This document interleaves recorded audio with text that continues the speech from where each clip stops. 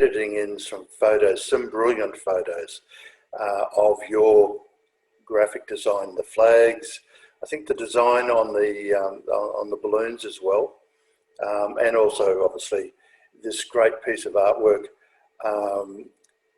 which was the Girl Guides mural. We just had 2 other meetings before you, so. It's very kind of you to take the time out. I am recording it, and I'll edit it down to hopefully successful product. So I'm working a bit like Don Quixote, it feels like, in trying to save the Girl Guides mural that you did the artwork for from Expo '88. And I honestly don't recall working on it. There were so many things happening there. It vaguely kind of looked like a bit of us, but I wasn't sure. Well, that may well, and it's behind me right now. That's what the artwork looked like. I can see, well, we must have done it. Yeah. You did it, I suspect, as a favour for Sir Lou Edwards. Sir Lou, up the top end of Vulture Street, there was the underground walkway from the inbound trains, and it was obviously a very dead spot. And it ended up being activated by the Girl Guides by having... I vaguely recall. Yep. So your mural, as presented there, was on one side, and I suspect you also did some graphic artwork of a similar ilk on the other side, because I've got photos of the entrance of a piece of artwork, which for the life of me I now can't find, that shows the opposite side, and it looks similar.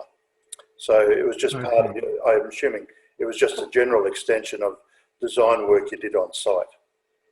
It was a very, I guess, a very rich period of my life. I was involved. That late 80s period had me involved in World Expo. I just, well, probably 7-8 years before, finished the Victorian Arts Centre with John Truscott and continued to work on. I was about to work on Melbourne's Olympic bid. There was a whole number of things going on, but there was conversation about me getting involved in World Expo, and I said, look, you really don't need me, you really need someone like John Truscott. And they said, yes, that's all very well, but he's in Los Angeles. And I said, no, John's in South Yarra. And I rang John, said, John, there's this thing about Expo, are you interested? And he said, well, the only reason I would ever agree to it is if you would basically do a lot of the work. You would do a lot of the backup work and things like that. And I said, well, look, okay, if you and I are in it together again, we'll do it again, as we'd kind of had the opportunity to do at Victorian Arts Centre. So for me, it was a prolonged relationship that I considered to be a rich part of my time in design, which is now 50 plus years.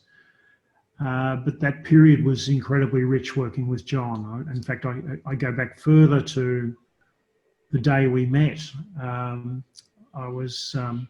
I'd already been commissioned to work on the Victorian Arts Centre, and George Fairfax actually said to me that they were thinking of bringing this Australian back from Los Angeles to work on the interiors of the Arts Centre.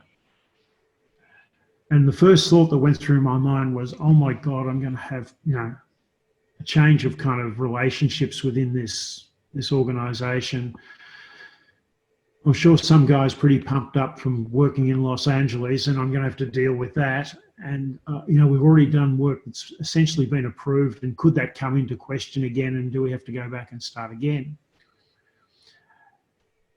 As I later discovered, John had very similar thoughts. He said, oh my God, I've got to go back, and God knows what I'm going to be working with, and how bad is this going to be? And these guys won't know anything. And in a later conversation, John said to me how relieved he was when we met. And I said, I've got to say, it was exactly the same for me.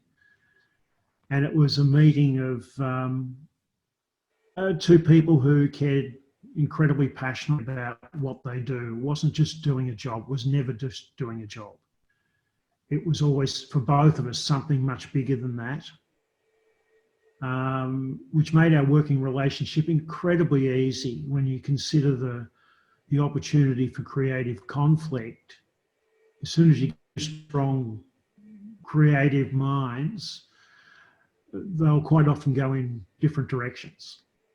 And neither will necessarily be more right than the other, but the will to impose your thoughts kind of grows.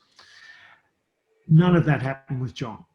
It was always somehow we could understand the issues and respect each other's territories, and I think valued each other's opinions.